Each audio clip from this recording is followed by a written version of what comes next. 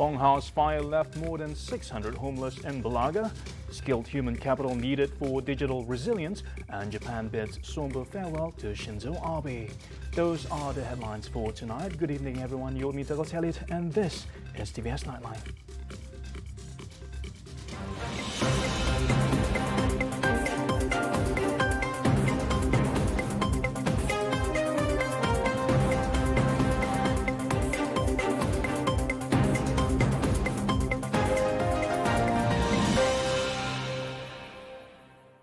We begin with this top story.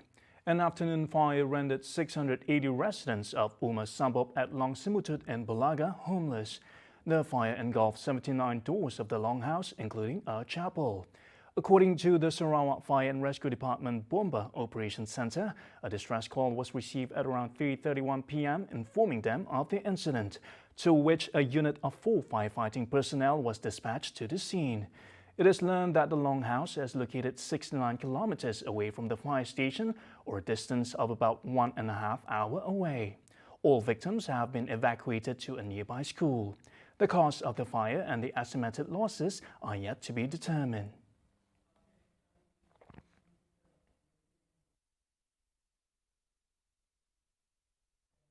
As Sarawak shifts towards digital transformation and its post-COVID-19 development strategy, there is a need to invest in digital readiness through the development of human capital. As digital resilience of our key infrastructure, transportation system, healthcare and industry, and etc. are becoming especially important in the face of new challenges. We must ensure that our future engineers are prepared for an increasingly digital future amidst increasing challenges, to build sustainable communities, to overcome the impacts of climate change, to be resilient during uncertain geopolitical and economic climate, and to have responsible consumption and consistent production. Embracing digital transformation will ensure that engineers can tackle these highly complex global challenges to secure our ideas. Speaking when officiating the ASEAN-Australian Engineering Congress AAEC 2022 on Tuesday, Abang Johari said the current disruptive digital environment requires skilled resources be equipped with the knowledge and skills to implement and manage the advanced knowledge on integration of data, artificial intelligence, machines, and communication. He said the Malaysia Digital Economy Blueprint 2021 highlighted that digital economy will become the foundation of the modern economy, which requires skilled manpower to fulfill the national mandate. Thousands of Japanese turned out to bid farewell to former Prime Minister Shinzo Abe, who died after being shot at a campaign rally last week. Abe, Japan's longest-serving Prime Minister, was cremated in a private ceremony attended by families and close acquaintances at Tokyo's Tsujoji Temple. Crowds packed pavements lined with a heavy police presence as the hearse carrying Abe departed from a central Tokyo temple on a procession through the city, while hundreds queued at the temple to pay their respects to the former Prime Minister, who was 67. Tributes also poured in from foreign leaders, with U.S. Secretary of State Antony Blinken making a brief stop en route to the United States from Southeast Asia on Monday morning to pay his respects. His assassination on Friday stunned a nation where both gun crime and political violence are extremely rare. Abe, one of Japan's most influential figures, led the country for nearly 8 years before he announced his resignation in August 2020 due to his health. A farewell ceremony was set to be held in Abe's election district in the distant southwest Yamaguchi prefecture, as well as in Tokyo in the future. To symbolize the richness of diversity possessed by the state, Premier of Sarawak Datuk Petinggi Tan Sri Abang Johari Tun Openg had suggested that mosques built in newly developed areas in Cebu are incorporated with architectural features inspired by the non-Muslim community. Saya bincang dengan Dr. Anwar, mungkin kawasan-kawasan baru di mana ada masyarakat bukan Islam di tempat di situ kita boleh juga membina masjid yang memberi seni bina masyarakat yang lain. Maksud saya, macam saya buat di Piasau dan juga Tun Taib buat di Ong Tan So. Bentuknya adalah bentuk Cina sikit kalau kita ada masyarakat berjangkau.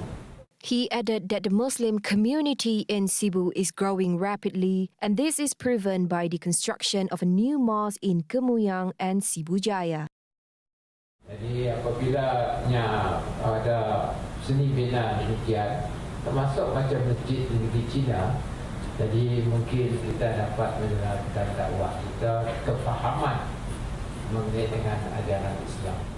He said so at the opening ceremony of Masjid Al-Qadim in Cebu on Monday night. During the same ceremony, Abang Johari also presented a contribution of 30,000 ringgit from the state government to the Rumah Panjang Jalak Iban Islam Community Center Committee and Surau Al-Falah Committee.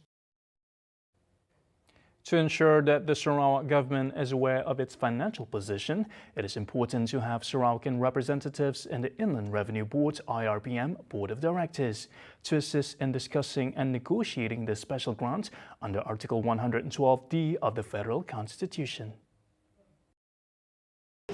So that at least we would be in the know about how much has been collected in Sarawak.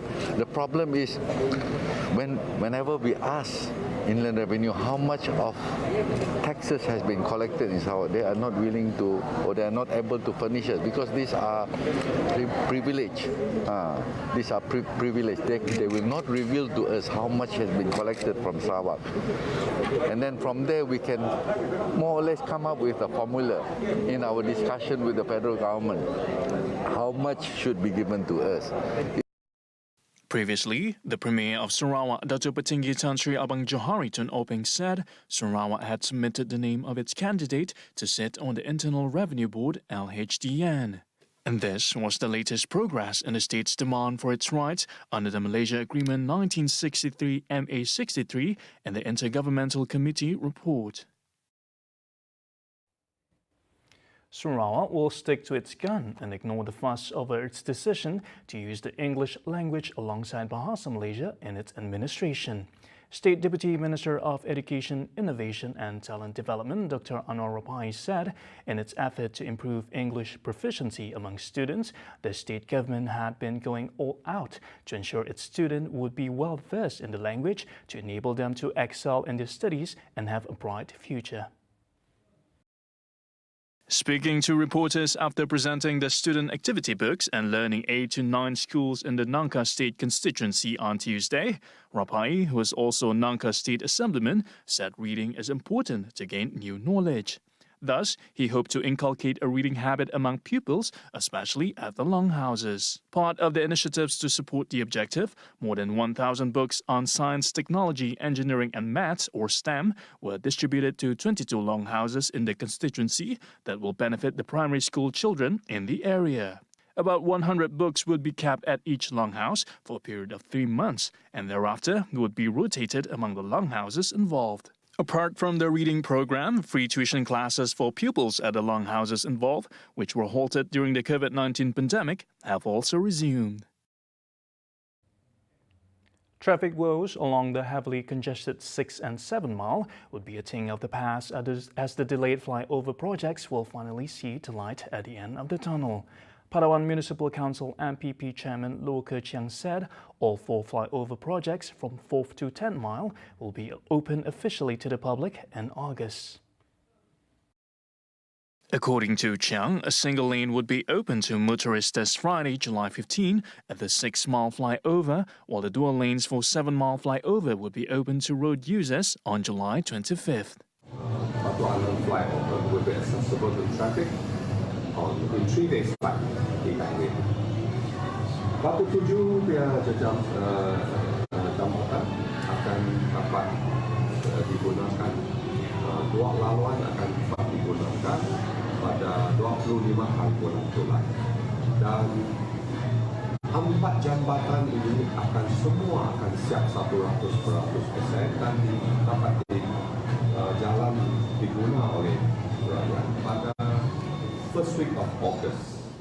Earlier, Public Works Department's JKR Pan Borneo Highway Unit said the opening of the 6-mile and 7-mile flyovers have been delayed due to a shortage of bitumen supply since June. However, JKR said that it is determined to complete and open 2 fast lanes for the 7-mile flyover by July 17 and to open all lanes of the 7-mile flyover by July 25th.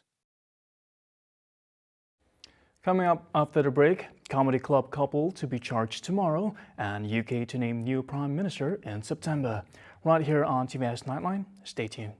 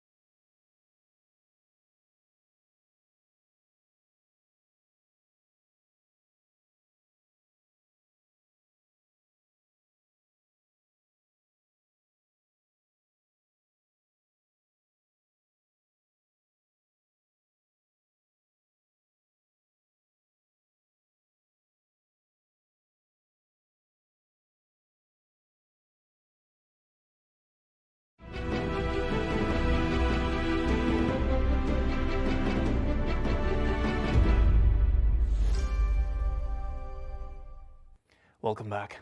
A woman who allegedly insulted Islam during her stand-up comedy performance at a comedy club in Taman Tun Dr. Ismail will be charged at the Sessions Cyber Court tomorrow.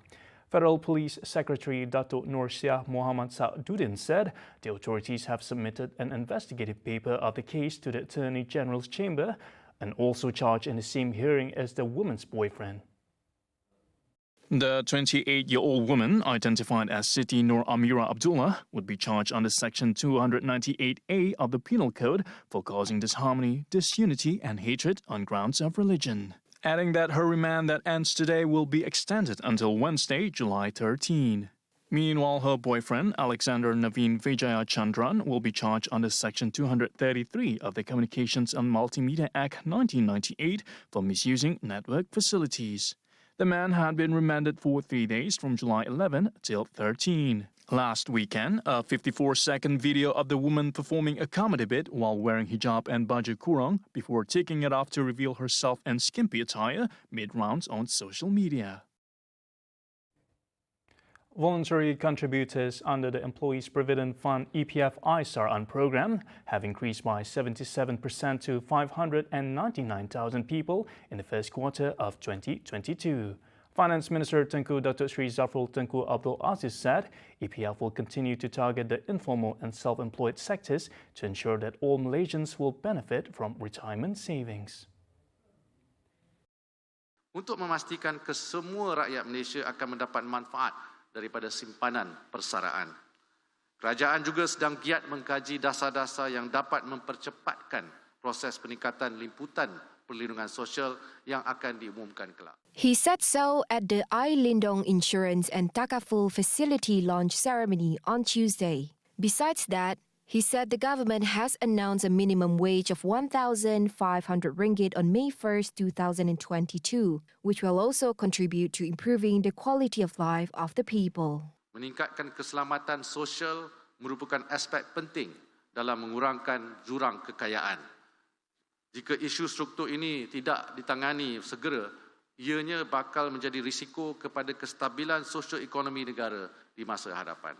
According to Tengku Zafrul, although the government and EPF are studying policies that can strengthen social security for Malaysians in the long run, short-term efforts also need to be continued for now. Ini kerana hakikatnya masih ramai yang tidak langsung tahu mengenai keperluan serta kepentingan insurans atau takaful, atau jika mereka sedar mengenainya, untuk menyediakan payung sebelum hujan, mungkin mereka kurang berkemampuan. This, he said, caused many Malaysians to still not have any form of insurance or takaful coverage. Elaborating further, he said the financial burden would be borne not only by the government, but also by taxpayers in the future if the elderly could not meet their basic needs. Therefore, EPF members are advised to seize this opportunity to obtain appropriate insurance and takaful coverage through Lindong. On a related matter, Tengku Zafrul said the registration of new EPF members has increased by 57% to 146,000 members in the first quarter of 2022, in line with EPF's efforts to embark on a long-term strategy to expand the social protection coverage of Malaysians in an effort to strengthen the government-linked company's GLC support ecosystem. Adding further, the finance minister said, although various social protection initiatives have been introduced and some have received government funding, the average awareness of the importance of social protection and preparing for old age is still too low among a large number of Malaysians. Meanwhile, the government remains optimistic that the country will continue to record a positive growth this year due to its diversified economy.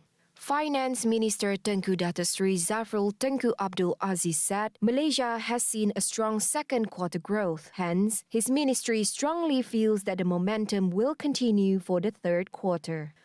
However, he reminded the public of the base effect on last year's third quarter.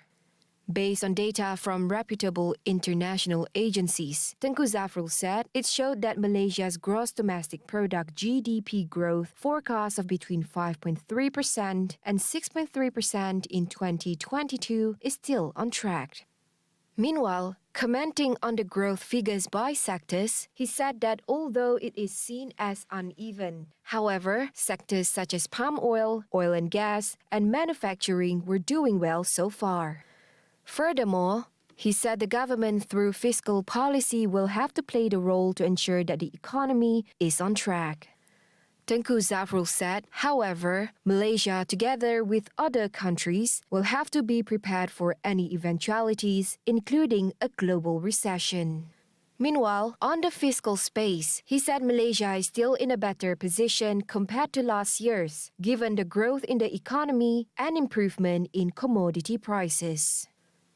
Adding further, he said that the government has recently increased the Bantuan Keluarga Malaysia, the largest direct cash assistance, to the tune of 8 billion ringgit so far.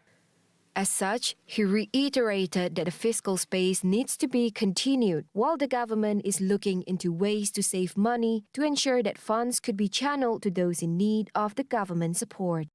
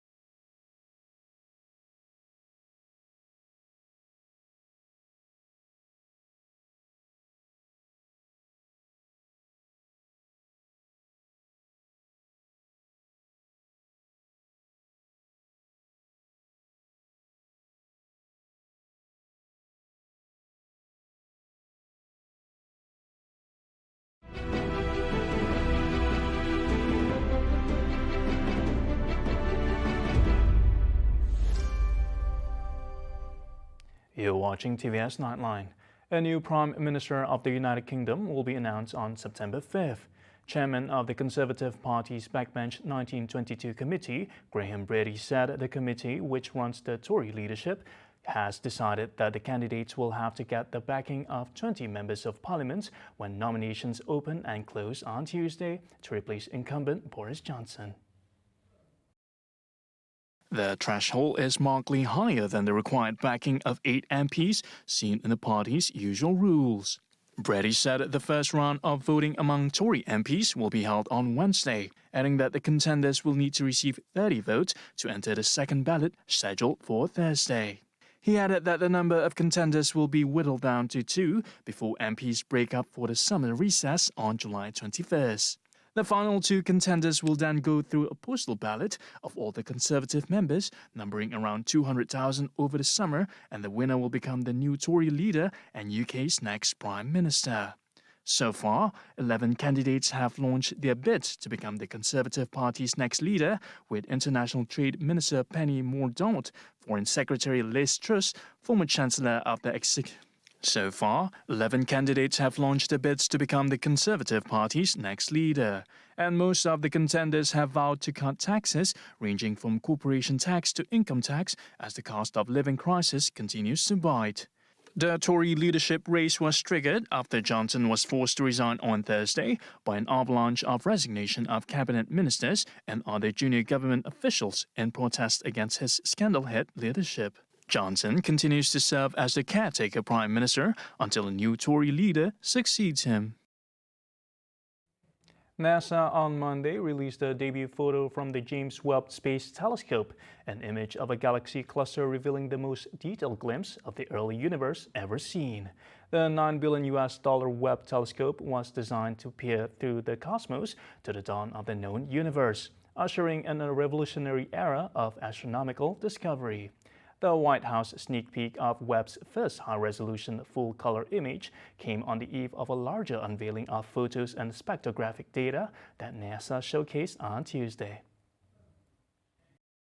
The image showcased by Biden and NASA Chief Bill Nelson showed the 4.6 billion-year-old galaxy cluster named SMACS 0723, whose combined mass acts as a gravitational lens, distorting space to greatly magnify the light coming from more distant galaxies behind it. And that light that you are seeing on one of those little specks has been traveling for over 13 billion years. And by the way, we're going back further because this is just the first image.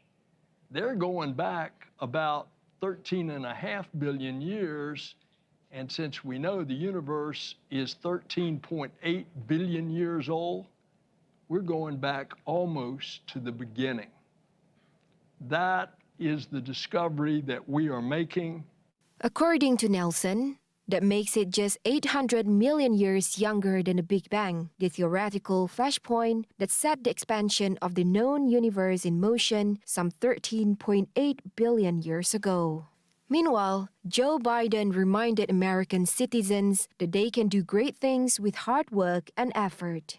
These images are going to remind the world that America can do big things. And they remind the American people, especially our children, that there's nothing beyond our capacity, nothing beyond our capacity. Webb was launched to space for NASA and its European and Canadian counterparts on Christmas Day 2021 from the northeastern coast of South America.